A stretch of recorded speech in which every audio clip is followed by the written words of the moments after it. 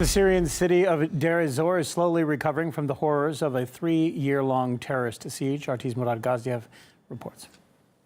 A semblance of normal life is beginning to return to Deir ez-Zor, but I say a semblance because normality is still a ways off. This is a traumatized city, and its people are only just beginning to come out of shock. They have gone through one of the longest sieges in modern history. 3 long years cut off from the outside world, besieged by one of the most terrifying groups in modern history, ISIS. And really, their only way to reach the outside world was via a dangerous and infrequent helicopter ride, which were mostly reserved for soldiers and the military. And to be honest with you, it is sometimes difficult listening to the stories these people have to tell, the survivors, those that survived this siege.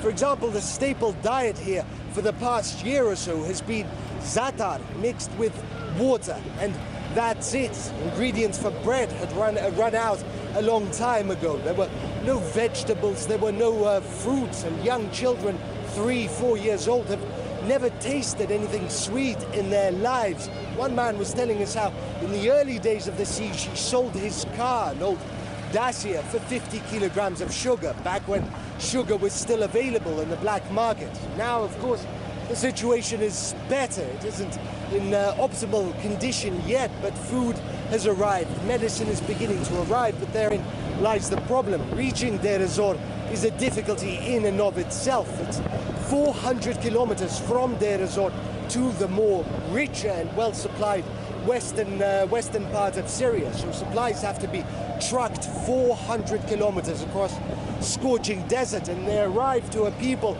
that have nothing, no money and little in the way of valuables. They sold those off, their cars, sometimes their houses and apartments, in order to buy food for their children. Of course, the siege continues. ISIS is still in the city. About 15% of Deir ez-Zor is still controlled by ISIS, and it's full of people that ISIS is either keeping hostage or using as human shields. The Russians say that within the next few weeks they believe they will liberate the entirety of Deir ez-Zor city, and after that it's the rest of Deir ez-Zor province itself.